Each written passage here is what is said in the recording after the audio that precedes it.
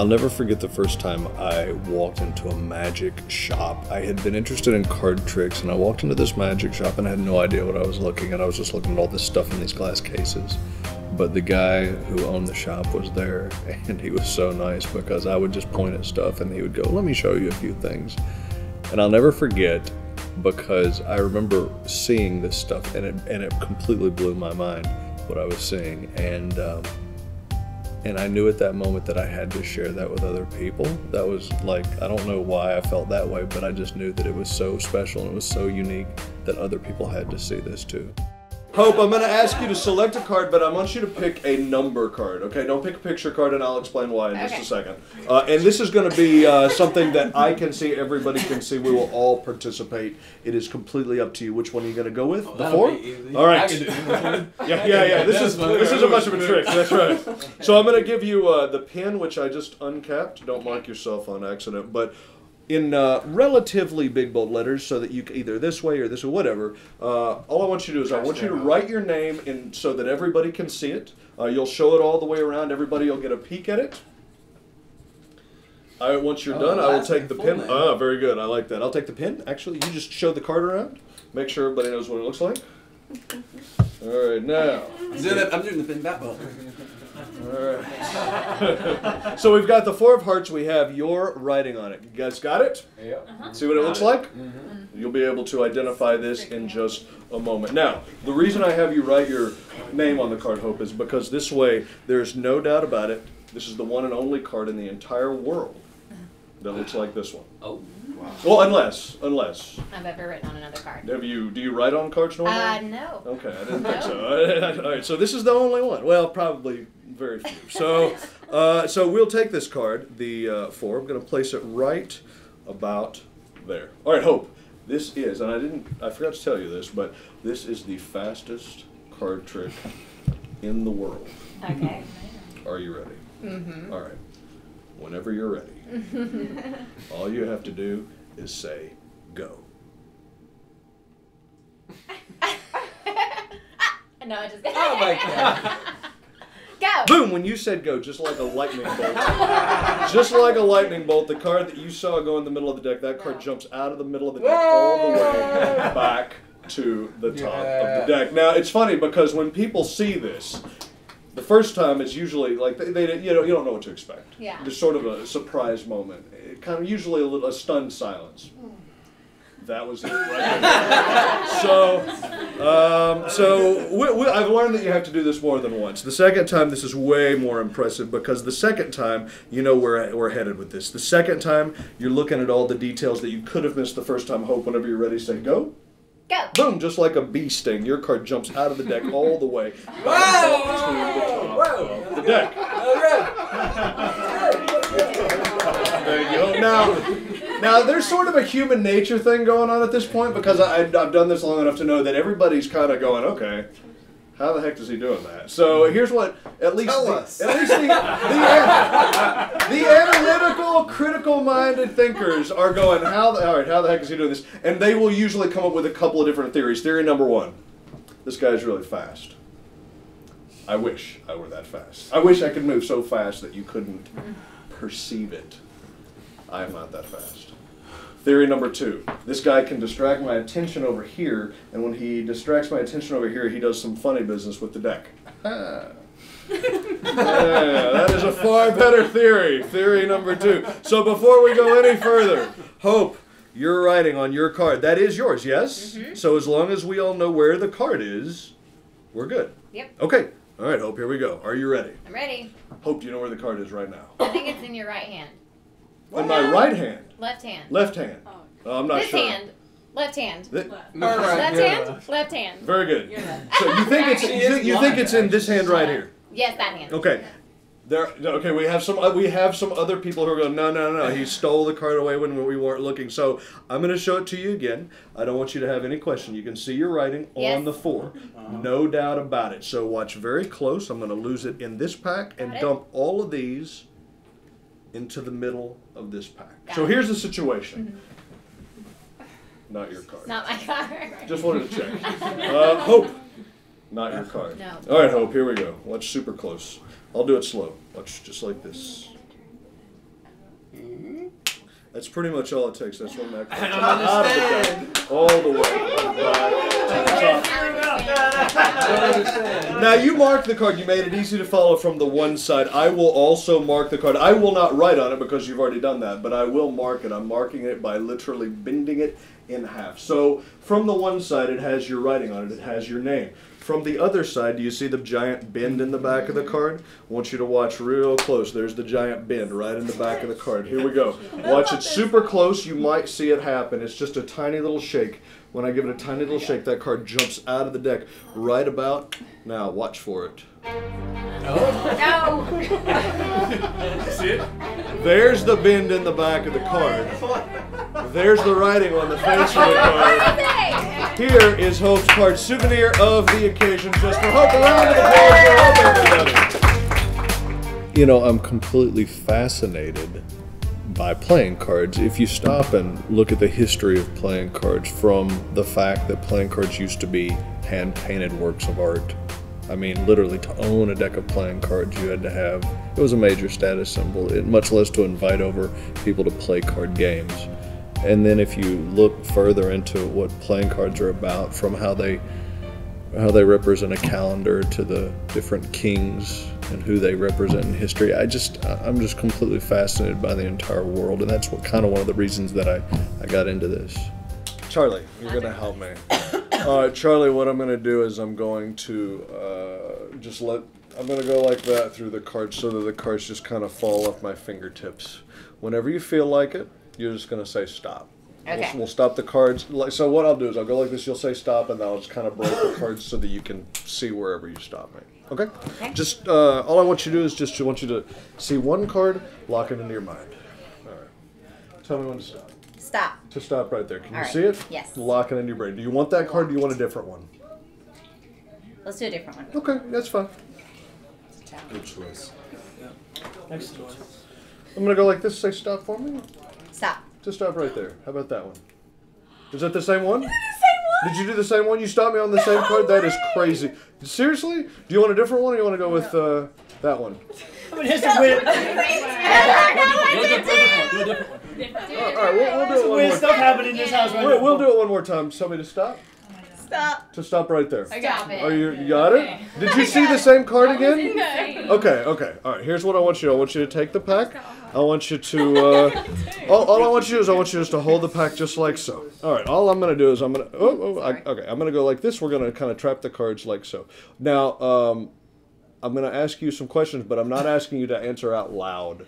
All I want you to do is just to think the answer for me, okay? Got it. All right.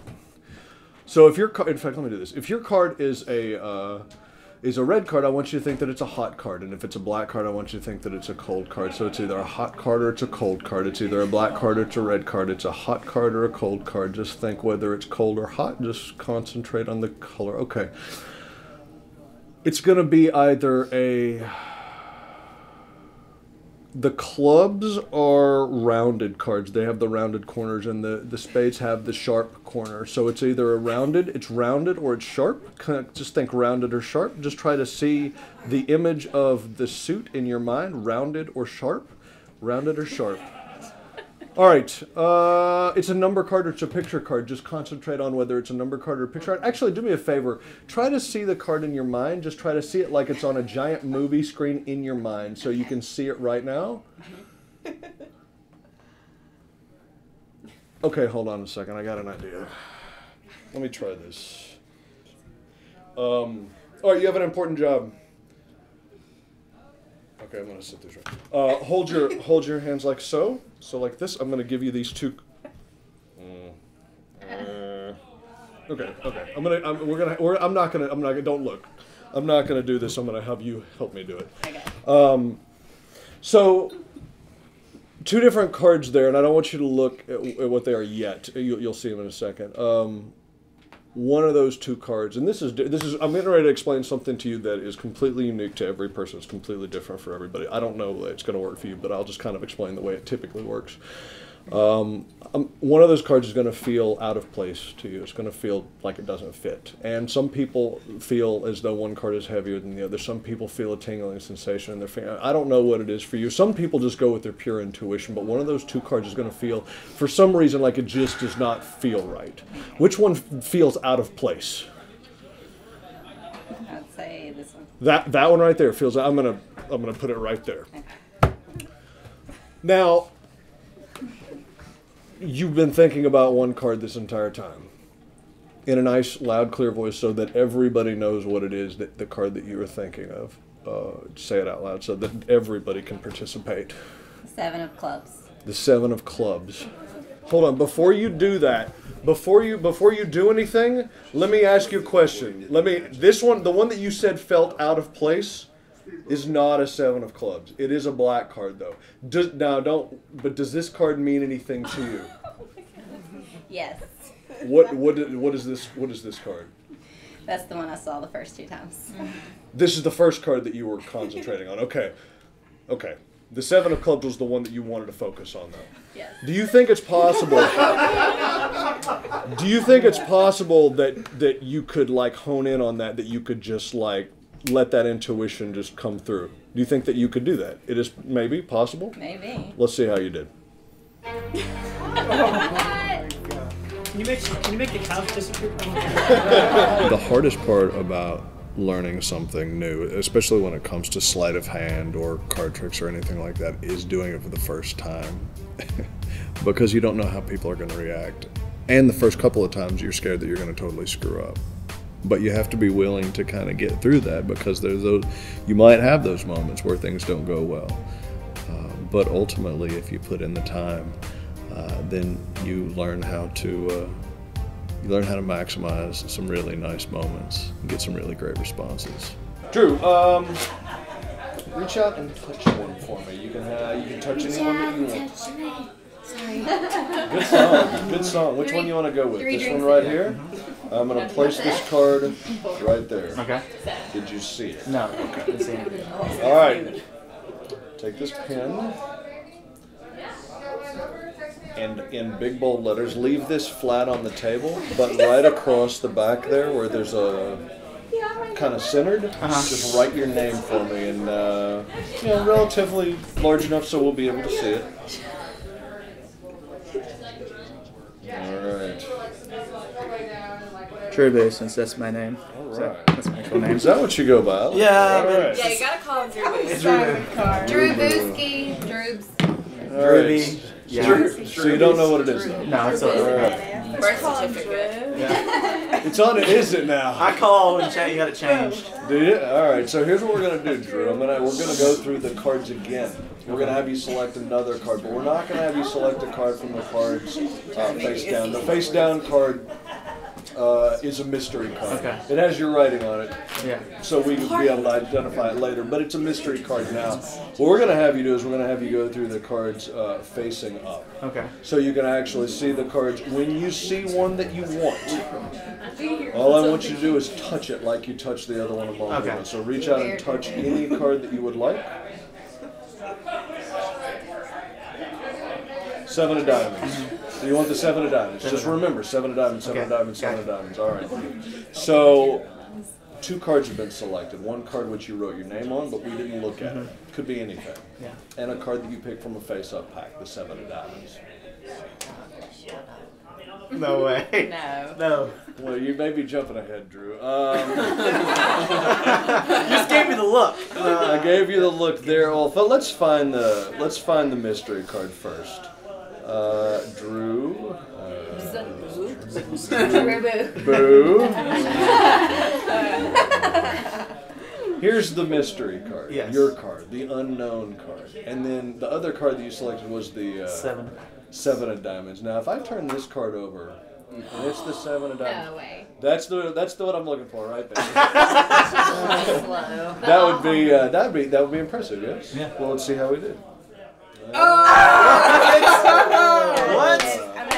Magic. That's the best magic. one. That is a really good one. That's Now awesome. let me ask you an important question. But actually, let me share with you, because when I do this, people see it, and then sometimes after shows, people will say they'll share with me their theories and whatnot. And what most people think is that they have different ideas, but a lot of people think that what happened is that maybe I kind of help you.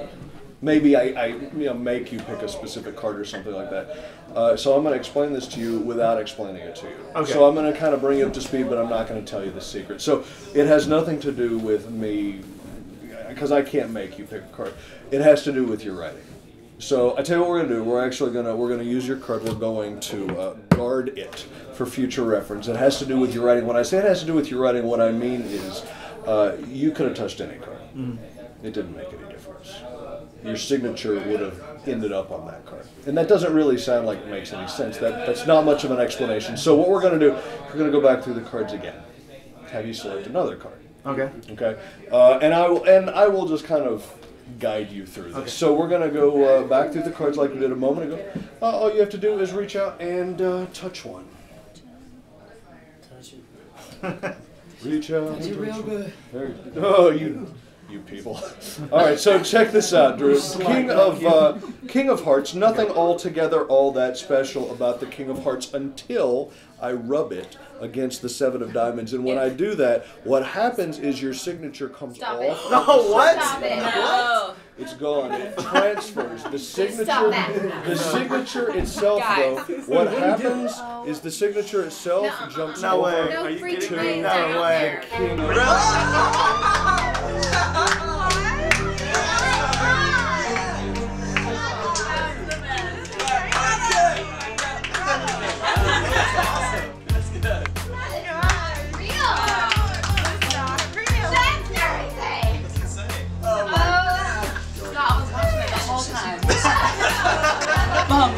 He puts the card down, and all of a sudden, like, it's like this. It goes like this, and there's no more drooping on the Seven of Diamonds. It's on the King of Hearts, right in front of us. Yeah. Really, the best part of my job isn't so much the performing. I enjoy that, obviously, but the best part is to watch how people react to it, whether it's in a show setting or in a really informal type of person-to-person type setting. To see people's faces, to know that they're sharing this experience that I had so long ago when I was a kid in a magic shop, to be able to give them this very unique moment that they will probably, because I know it's true for me, probably remember for, maybe for the rest of their life. I think that just inspires me, and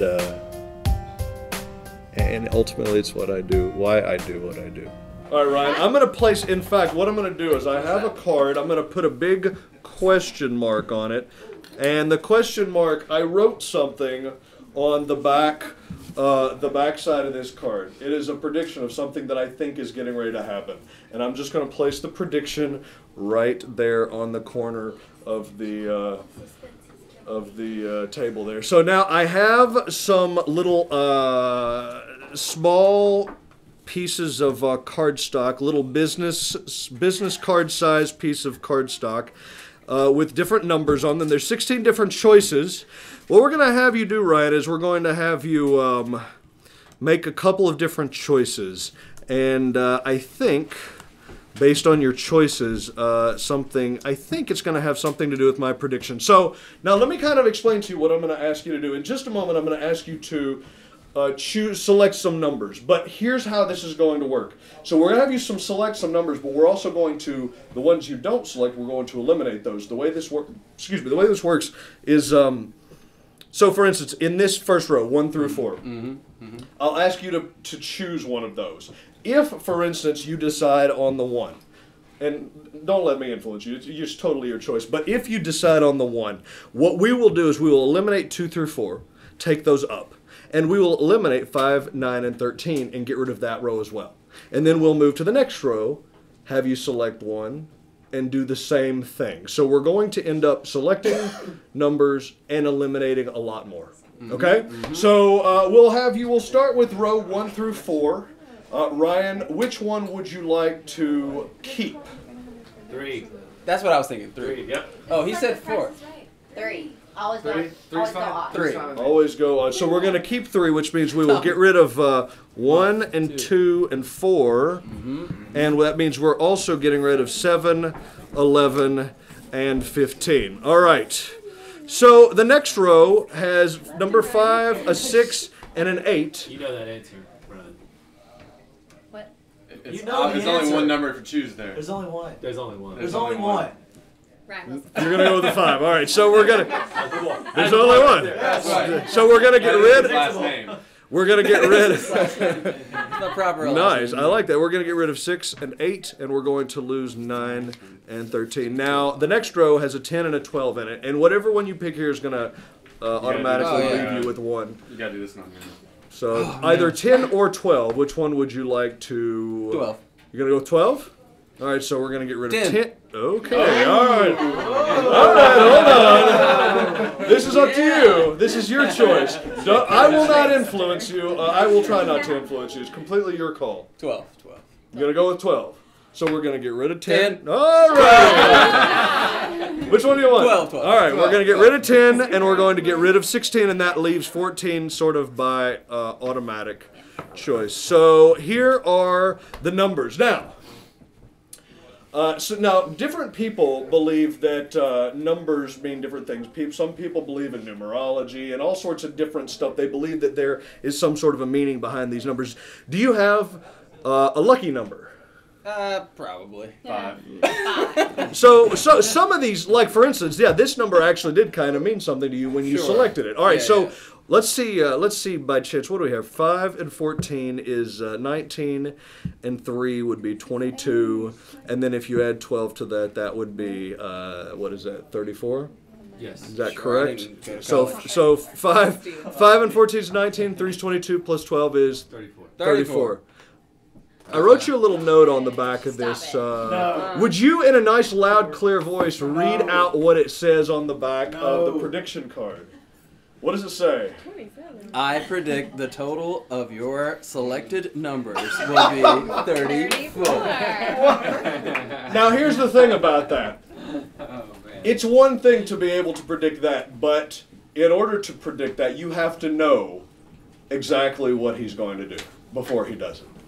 I said I was not going to try to influence you in any way, and I tried not to. 10. But I did have a feeling for some of the actions you were going to take, and that is why on the back of these, they actually spell something.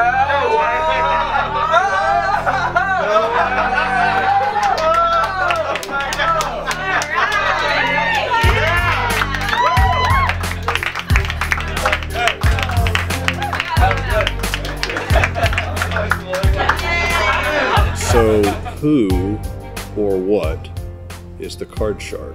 Well, it's kind. I mean, to be honest with you, it's kind of a difficult question to answer. The first question, let's say, what is the CardShark? Well, the CardShark is a show that I created.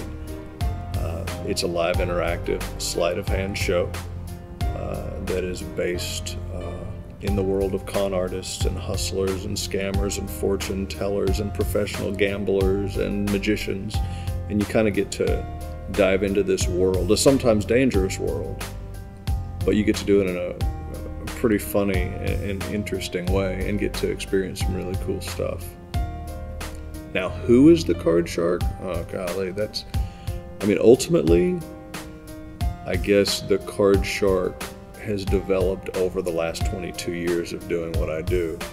So I started off wanting to learn some simple card tricks, and then it moved into learning magic and bigger types of stuff that you would do in a bigger show.